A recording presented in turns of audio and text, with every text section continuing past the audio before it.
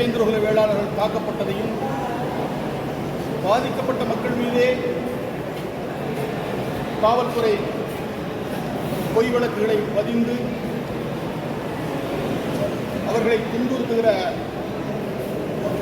அரச வன்முறை செயலை, அரச பயங்கரவாதத்தை கண்டித்து பரமக்குடி தேவேந்திரர் பண்பாட்டுக் கழகத்தின் சார்பில் நடைபெற்ற இந்த அறப்போர் ஆர்ப்பாட்டத்திலே பங்கேற்றிருக்கக்கூடிய உறவுகள் அத்தனை பேருக்கும் நாம் சார்ந்த மல்லன்மீட்பு கழகத்தின் சார்பாக வணக்கம். ஒரு சமூகம் 100 ஆண்டு காலமாக தன்னுடைய உரிமைக்காக,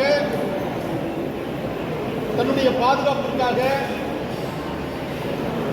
தன்னுடைய கோரிக்கைக்காக இந்த மண்ணிலே தொடர்ந்து தெருக்களில் இறங்கி போராடி கொண்டே இருக்கிறது என்று சொன்னால் அது இந்த நாட்டிலே தேவேந்திரகுல வேளாளர் என்கிற இந்த ஒரு சமூகம்தான். இந்த சமூகத்திற்கு முன்பு வந்தவர்களும் இந்த சமூகத்தை தழுவி பின்பு வந்தவர்களும் இன்றைக்கு அரசியலாகி அதிகாரத்தை நோக்கி பொருளாதார வளர்ச்சி, கல்வி வளர்ச்சி, சமூக மேம்பாடு, அரசியல் அதிகார பகிர்வு என்று அவருடைய எல்லைகளை விரிவுபடுத்தி சென்று கொண்டிருக்கிறார்கள். ஆனால் நாம் 100 ஆண்டுகளுக்கு முன்பு எந்த நிலையில் இந்த சமூகம் இருந்ததோ அதே நிலையில் தான் இன்றைக்கும் இருந்து கொண்டிருக்கிறது. கடந்த 20 ஆண்டுகளாக சாதிய போர்கள், கேஸ்ட் வார் என்று சொல்லக்கூடிய சாதிய போர்கள் நீர்த்து போய் தனித்தனி சாதிய வன்மங்கள் ஆங்காங்கே இருந்த போதிலும் ஒரு 4 ஆண்டுக்கு முன்பாக ஒரு 10-15 ஆண்டுகள் முற்றிலுமாக இந்த மண்ணிலே சாதிய முரண்களோ மோதல்களோ இல்லாத ஒரு சூழலில் கடந்த திமுக ஆட்சி அதிகாரத்துக்கு வந்தபின், அரசு அதிகாரத்துக்கு வந்தபின் ஒரு 3-4 ஆண்டுகளாக தொடர்ச்சியாக தென் மாவட்டங்களில் 400க்கும் மேற்பட்ட தொடர் சாதிய படுகொலைகள், குறிப்பாக தூத்துக்குடி, திருநெல்வேலி, தென்காசி மாவட்டங்களில் 400க்கும் மேற்பட்ட தொடர் சாதிய படுகொலைகள் அரங்கேறியதை நீங்கள் பார்த்திருப்பீர்கள். இந்த நிலையில் எதை தொட வேண்டுமோ அதை தொட்டால்தான் அதற்கு தீர்வு என்கிற அடிப்படையிலே கடந்த 2024 டிசம்பர் 1ஆம் தேதி நெல்லையில் நடைபெற்ற ஆர்ப்பாட்டத்தில் நான் பேசிய பேச்சு, அதற்காக போடப்பட்ட வழக்கு, அதற்காக தமிழகத்திலே எழுந்த எதிர்வினைகள் எல்லாம் நீங்கள் அறிவீர்கள். அதற்காக நான் பட்ட என் குடும்பம், என் ஊர் உறவுகள், இயக்கத்தார் பட்ட துன்பங்கள், துயரங்கள், அதைத் தொடர்ந்து என் மீதான பொய் வழக்குகள், குண்டர் தடுப்பு சட்டம் எல்லாவற்றையும் உடைத்துக் கொண்டு இன்றைக்கு நாம் மீண்டும் களத்திற்கு வந்திருக்கிறோம். வழக்குகள் என்பது தேவேந்திரகுல வேளாளர் சமூகத்தின் மீது தொடர்ந்து புனையப்படுவது என்பது அதற்கு பின்னாடி இருக்கக்கூடிய அரசியலை நாம் ஆய்வு செய்ய வேண்டும். எந்த ஒரு சிக்கலுக்கும் நாம் அரசியலாக தீர்வு கண்டதில்லை இதுவரைக்கும். 2001 நான் கல்லூரி மாணவனாக இருந்தபோது டாக்டர் கிருஷ்ணசாமி தோற்றதுக்காக பேருந்து எரிப்பு வழக்கை மீது போட்டு கல்வி பாதிக்கப்பட்டு வழக்கை முடிச்சு இன்னைக்கு வரைக்கும் வழக்கில் தான் இருக்கிறோம். தொடர்ச்சியாக சமூக பணியில் 22 ஆண்டுகள் இருக்கிறோம். வழக்குகள் வரத்தான் செய்யும். ஆனால் இங்கே நாம் வழக்கறிஞர் குழுக்களை அமைத்திருக்கிறோமா வழக்குகளை எதிர்கொள்வதற்கு?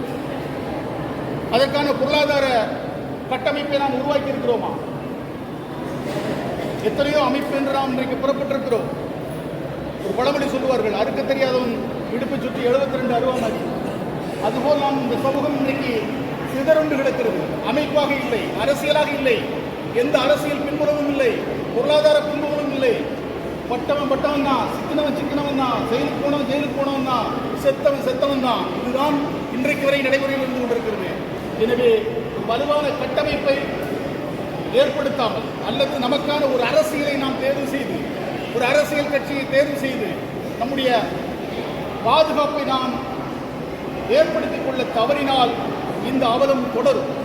இன்னும் வழக்குகள் நம் மீது கட்டவிழ்த்து விடப்படும், இன்னும் வன்முறை நம் மீது ஏவப்படும். அதை எதிர்கொள்ளக்கூடிய ஆற்றல் இன்றைக்கு நாம் பலவீனமாக இருக்கிறோம். இது எல்லோருக்கும் தெரியும்.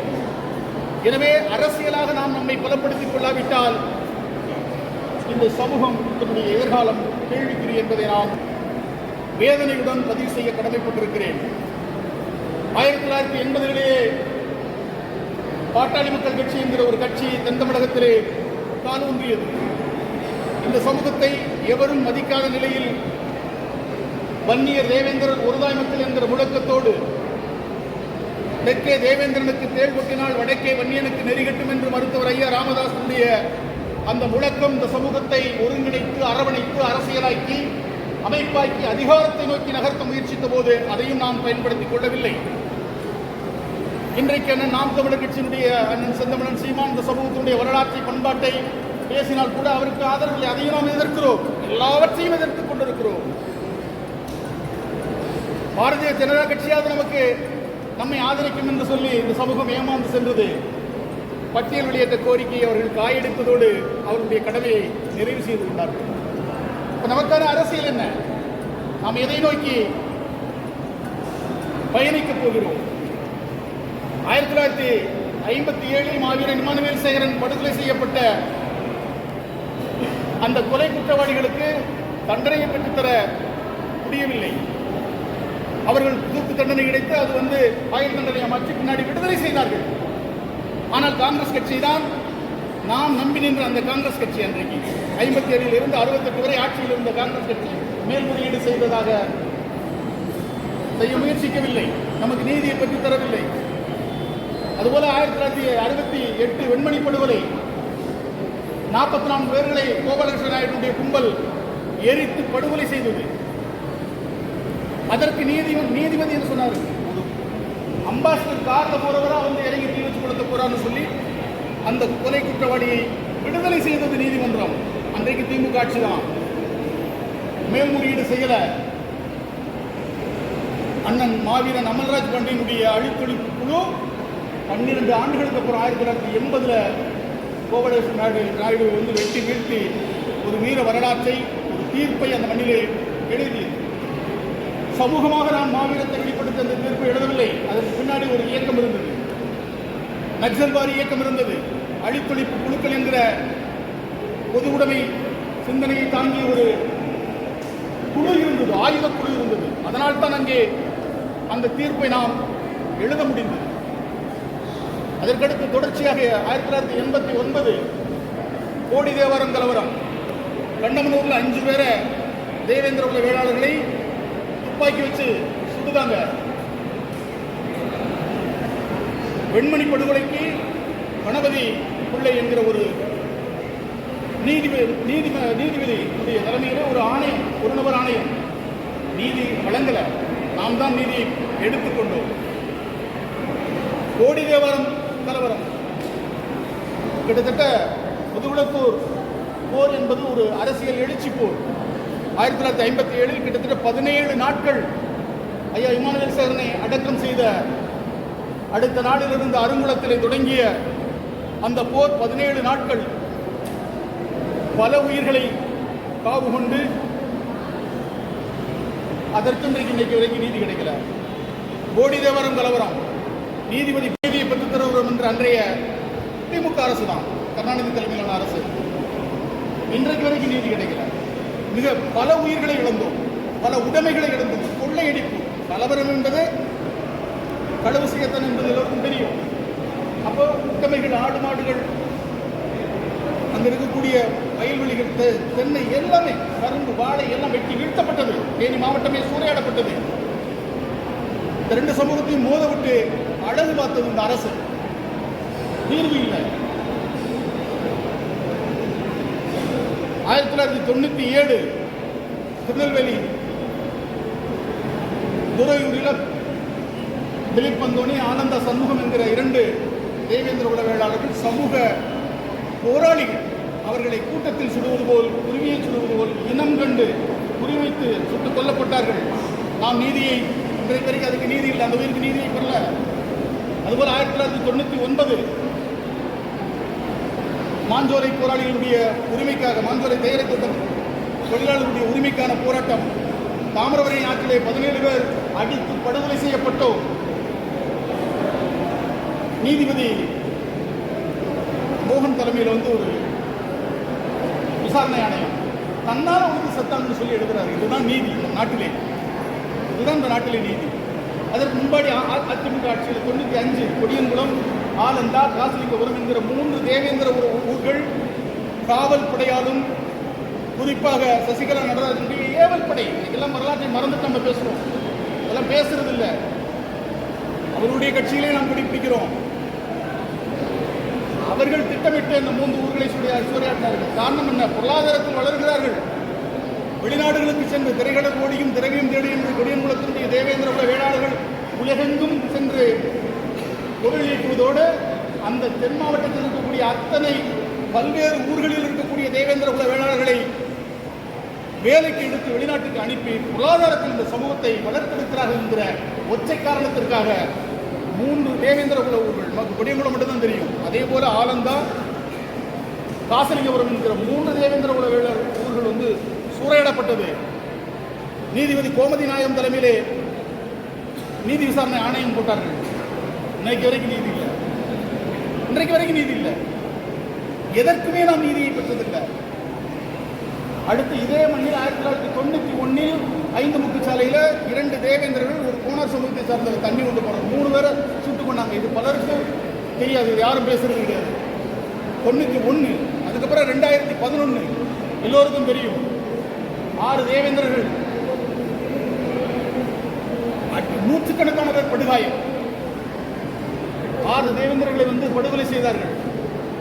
நீதிபதி சம்பத் ஆணையம், காணொலி காட்சி சாட்சி இருக்குது, வீடியோ ஆதாரம் இருக்குது. ஆனால் இன்றைக்கு வரைக்கும் எத்தனை ஆண்டுகள் ஆச்சு? 14 ஆண்டுகள். தீர்வு இல்லை. அதிமுக ஆட்சியில் நடந்ததான சமூக நீதி பேசுகிற திமுக நமக்கு நீதியை பெற்று தந்திருக்கணும் இல்லையா? திமுக ஆட்சியில் நடந்த படுகொலைக்கு அதிமுக ஆட்சி நமக்கு நீதியை பெற்று தந்திருக்கணும் இல்லையா? அல்ல. அவர்கள் திட்டமிட்டு இந்த சமூகத்தை ஒரு புறம் அரச பயங்கரவாதத்தை கட்டமைத்து ஒடுக்குவது, இன்னொரு புறம் உளவியலாக இந்த சமூகத்திற்கு வெவ்வேறு அடையாளங்களை சூட்டி உளவியலாக ஒடுக்குவது. இந்த பணிகளை அதிமுக திமுக இந்த 2 கட்சிகளும் கூட்டு சேர்ந்து கொண்டு அரங்கேற்றிக் கொண்டிருக்கிறது என்பதுதான் உண்மை. இதற்கெல்லாம் காரணம் நாம் அரசியலாகாமல் அதிகாரத்துறைக்கு நகராமல் அமைப்பாகாமல் இருந்தால் இந்த நிலை தொடரும். அந்த மாற்று கருத்தே இல்லை. இதுபோல் சடங்கிற்காக சம்பிரதாயத்திற்காக நம்ம கூடுவோம், கலைவோம், வழக்கை எதிர்கொள்ள முடியாது. அடுத்த கட்ட போராட்டத்துக்கு எவனும் வரமாட்டான். இந்த நிலையை மாற்றுவதற்கு சமூக சிந்தனையாளர்கள், செயல்பாட்டாளர்கள் சிந்திக்கணும் அப்படிங்கிறது எனக்கு கேள்வி. இப்பவும் எனக்கு இருக்கக்கூடிய கேள்வி, அதை விட ஐயம். இளமனூரில் ஐயா இமானுவேல் சேகரனுடைய நினைவு நாளான செப்டம்பர் 11 பதாகை ஊன்றப்படவில்லை. அவருடைய பிறந்த நாளான அக்டோபர் 9 பதாகை ஊன்றப்படவில்லை. இப்ப அக்டோபர் 30க்கு அப்புறம் அங்கே பதாகை ஊன்றப்பட வேண்டிய தேவை என்ன என்கிற ஐயம், அதற்கு பின்னாடி இருக்கக்கூடிய அரசியல் என்ன என்பதை சமூக செயல்பாட்டாளர்கள் சிந்தித்தாக வேண்டும். பரமக்குடியிலே 11 பேர் கூடி ஆர்ப்பாட்டத்தில் வன்முறை இல்லாத போது சத்திரக்குடியிலே வன்முறை ஏற்பட்டதற்கு என்ன காரணம்? நான் பேசியிருப்பேன். மிக கவனமாக நாம் இந்த அரசியலை கையாள வேண்டும், எதிர்கொள்ள வேண்டும். இல்லை என்றால் களத்திலே காணாமல் போய்விடுவோம், காணாமல் ஆக்கி விடுவார்கள். சத்திரக்குடியிலே எப்படி அந்த மரவர் சமூக அடையாளத்தோடு கொடிவோடு வந்த வண்டி போராட்டத்தின் போது எப்படி வந்தது? அந்த வண்டியின் மீது வரம்பு மீறி கற்களை வீசி தாக்கியவர்கள் யார்? அவர்கள் யார்? அந்த வண்டியில் வந்தவர்களுக்கும் இந்த கற்களை வீசியவர்களுக்கும் ஏதாவது தொடர்பு இருக்கிறதா என்பதை சமூக செயல்பாட்டாளர்கள் சிந்தித்தாக வேண்டியது. முன்னாடி இருக்கக்கூடிய அரசியல் தேர்தல் வருகிறது. தேவேந்திர குல வேளாளர்களை பறிகொடுத்து நான் திமுக ஆட்சியை பாராட்டுகிறேன், திமுக அரசு காவல்துறையை பாராட்டுகிறேன், சிவகங்கை காவல்துறையை நான் பாராட்டுகிறேன். 114 பேர் மேல நீங்கள் வன்கொடுமை தடுப்பு சட்டத்திலே வழக்கு பதிவு செய்திருக்கிறீர்கள். ஆனால் ஏன் கைது செய்யவில்லை என்கிற கேள்வியும் நான் எழுப்புகிறேன். அங்கிட்டு வழக்கு போட்டுட்டு நாம் தொடர்ந்து எதிர்கொள்ள முடியாத நிலைக்கு தள்ளப்படும். திராவிட முன் அரசியலை நீங்கள் புரிந்து கொள்ளவில்லை என்றால் எங்களை போன்றவர்களை நீங்கள் இழக்க நேரிடும். இந்த நாட்டில் கருணாநிதிக்கு எத்தனை சொந்தக்காரர்கள் இருக்கிறார்கள்? இந்த நாட்டிலே ஜெயலலிதாவுக்கு எத்தனை சொந்தக்காரர் இருக்கிறார்கள்? இந்த நாட்டிலே தேவேந்திர குல வேளாளர்கள் நாம் எத்தனை சொந்தக்காரர்கள் இருக்கிறோம்? இது யாருடைய நாடு? இந்த நாட்டை யார் ஆள வேண்டும்? என்னை போன்றவர்கள் எல்லாம் நீங்கள் சட்டமன்றத்திற்கு அனுப்பாமல் நாம் தமிழர் கட்சியிலேயோ தமிழக வாழ்வுரிமை கட்சியிலேயோ பொறுப்படுத்த நான் இயங்கிக் கொண்டிருப்பேன். இங்கே எனக்கு இன்னும் கடமை இருக்கிறது. இன்னும் ஒரு மிகப்பெரிய தேவையை ஒட்டி நான் இந்த சமூகப்படிக்கு நான் வந்து பல வழக்குகளை சுமந்திருக்கிறது. இன்னைக்கு வீட்டுக்கு போல கூட இப்போ வழக்கு போவான், இப்போ கூட கைது பண்ணி அப்படியே என்னை சிறைக்கு அனுப்புவான். நினைத்து பார்க்க முடியாத பொய்கள், அவதூறுகள், அவமானங்கள், உண்மையை பேசியதற்காக உண்மையை உடைத்து பேசியதற்காக பேச வேண்டிய நிலைக்கு தள்ளினார். இந்த மண்ணிலே மல்லர் மறவர் ஒற்றுமையை முதலில் பேசியவன் செந்தில் மல்லர். தேவர் தேவேந்திரர் சமூக நல்லிணக்கத்தை ஏற்படுத்துவதற்காக தொடர்ந்து 22 ஆண்டுகள் இந்த மண்ணிலே நான் பேசி வருகிறேன். நாங்கள் மல்லர் மீட்பு களம் என்கிற ஒரு அமைப்பை நெல்லை மண்ணிலே உருவாக்கிய போது மறவர் கூட்டமைப்பு என்கிற ஒரு அமைப்பையும் நாங்கள் உருவாக்கிறோம். அதற்கு பீட்டர் என்கிற செல்லப்பா தேவரை பொறுப்பாளராக ஏற்று அவர் அதை வழிநடத்தினார். மறவர் கூட்டமைப்பினுடைய சூரத்தையை 2007, 2008 ஆண்டுகளில் நெல்லை மண்ணிலே தெருவாக ஒட்டியவன் செந்தில் மல்லர் என்கிற செய்தியை நான் பதிவு செய்ய விரும்புகிறேன். இதை அனைத்து சமூகத்திற்கும் இந்த செய்தி சென்றடைய வேண்டும். எத்தனை காலங்களும் இந்த சமூகங்கள் முட்டிக் கொண்டும் வெற்றி கொண்டும் செத்து மடிவதை நாம் விரும்பவில்லை. நாம் என்றைக்கும் அமைதியை விரும்புகிறோம். ஆனால் அரசியல் காரணங்களுக்காக ஒரு சில உள்ளுரிமைகளை தூண்டிவிட்டு தொடர்ந்து தேவேந்திர குல வேளாளர் சமூகத்தின் மீது வன்மத்தை, நாள்தோறும் ஒருவன் வன்மத்தை விதைத்துக் கொண்டிருக்கிறான். அவர்களை அந்த சமூகமே இன்றைக்கு புரிந்து கொண்டிருக்கிறது, புறந்தள்ளிக் கொண்டிருக்கிறது. அதற்கு அந்த புரிதலை ஏற்படுத்தக்கூடிய கடமையும் பொறுப்பும் நமக்கு இருக்கிறது. தேவர்களுடைய உரிமை மீட்பு போராட்டத்திலே கலந்து கொண்ட அந்த கல்லூரி மீட்கப்படுவதற்கு செந்தில் மல்லரும் இதே பரமக்குடி மண்ணிலே பிறந்த அண்ணன் பாலு தேவேந்திரன் சார் பதிவாளராக இருந்த தென்காசி மாவட்டத்தினுடைய தலைமை சார் பதிவாளர் அவர்தான் இந்த கல்லூரி மீட்கப்பட காரணமானவர். இது எல்லோருக்கும் தெரியும், இந்த சமூக மக்களுக்கெல்லாம் தெரியும். அந்த கல்லூரியுடைய முன்னாள் மாணவன். திராவிட ஒழிப்பு மாநாடு நடந்தபோது ஐயா பாண்டித்துரை தேவர் சிலைக்கு மாலை அணிவித்து பொதுவெளியிலே இந்த செய்தி எல்லோருக்கும் தெரியும். அதுபோல கல்வி தந்தை ஐயா மூக்கையா தேவருடைய சிலைக்கு நாங்கள் மாலை அணிவித்து மரியாதை செலுத்தி நாங்கள் இணக்கத்தையே விரும்புகிறோம். நாங்கள் சமூக நல்லிணக்கத்தை விரும்புகிறோம். ஆனால் தொடர்ச்சியாக இந்த சமூகத்தை பொதுவெளியிலே இழிவுபடுத்துகிற போது நாங்கள் உண்மை வரலாற்றை உலகத்திற்கு சொல்ல வேண்டிய தேவையை நீங்கள் ஏற்படுத்தியிருக்கிறோம்.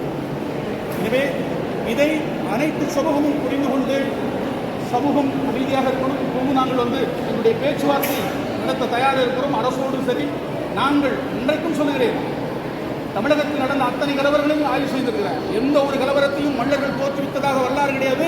எந்த ஒரு கலவரத்திலும் மல்லர்கள் தோற்று போனதாகவும் வரலாறு கிடையாது.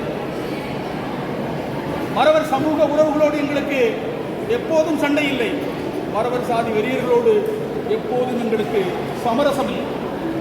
இதை புரிஞ்சுக்கணும். அரசாக இருந்தாலும் சரி, எந்த சமூகமாக இருந்தாலும் சரி, அண்ணன்னா தம்பின்னு நாங்கள் அரவணைக்க தயாராக இருக்கிறோம். தம்பினா அண்ணன்னு நாங்கள் அழைக்க தயாராக இருக்கிறோம். மல்லர்களும் மறவர்களும் தமிழ்தாய் பெற்றெடுத்த தலைமக்கள் என்கிற செய்தியை 2003ஆம் ஆண்டு மாவீரன் இமானுவேல் சேகரன் பிறந்த செல்லூர் மண்ணிலே விதைத்து மல்லர் மீட்பு களத்தை தொடங்கியவன். சொந்த சமூகத்துடைய எதிர்ப்பை எதிர்கொண்டு களத்தில் இருக்கிறவன். இந்த சமூக மோதல்கள் முற்றுமுழுதாக இந்த தலைமுறையோடு முடிந்து போக வேண்டும் என்று விரும்புகிறவன். இப்போதும் அதைத்தான் நாங்கள் விரும்புகிறோம்.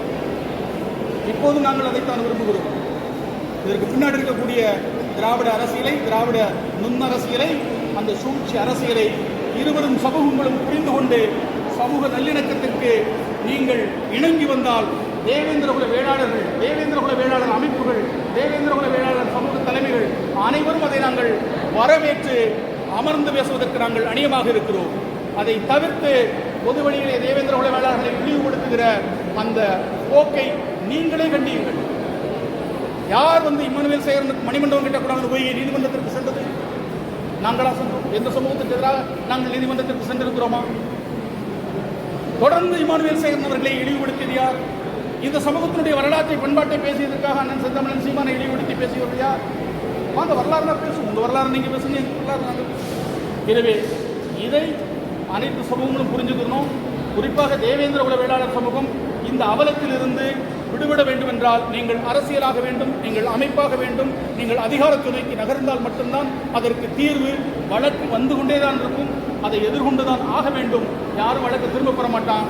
அதான் சொல்றோம்ல, செத்தவன் தான், சீரழிஞ்சவன் தான், சிறைக்கு போனவன் தான். சிறைகளில் எத்தனை சமூகத்தினுடைய உணர்வாளர்கள், போராளிகள் இன்னைக்கு கத்தி கதறிட்டு கிடக்கிறாங்கிறது உள்ள போய் பார்த்தா தான் தெரியும். யாரும் கேட்பார் கிடையாது. நாங்கள் 1 கோடி பேர் இருக்கணும் சொல்லிக்கிறோம், வெளியில எனக்காக இழுத்துட்டு போயிடுவோம். 10 மீள முடியாது. பல வழக்குகளை சுமந்துக்கிட்டு நம்ம வந்து பணியை செஞ்சுக்கிட்டு இருக்கிறோம். எனவே இந்த முரண்பாடுகள், மோதல்கள் தொடரக்கூடாது. அதற்கான தீர்வை நோக்கி நாம் நகர வேண்டும். நாம் உணர்ச்சி வயப்பட வேண்டிய தேவையில்லை. நாம் அறிவு வயப்படும். நம் உணர்ச்சி வயத்தை ஊட்டுவாங்க.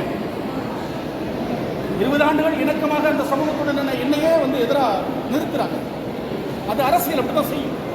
அதுக்கு தொடர்ந்து நாம் வந்து இடம் கொடுத்துடக்கூடாதுங்கிறத கேட்டுட்டு இருக்கக்கூடிய அன்பு தம்பி அழகுசாமி பாண்டியன், தம்பி சக்கரவர்த்தி, அண்ணன் பூமிராஜன், தம்பி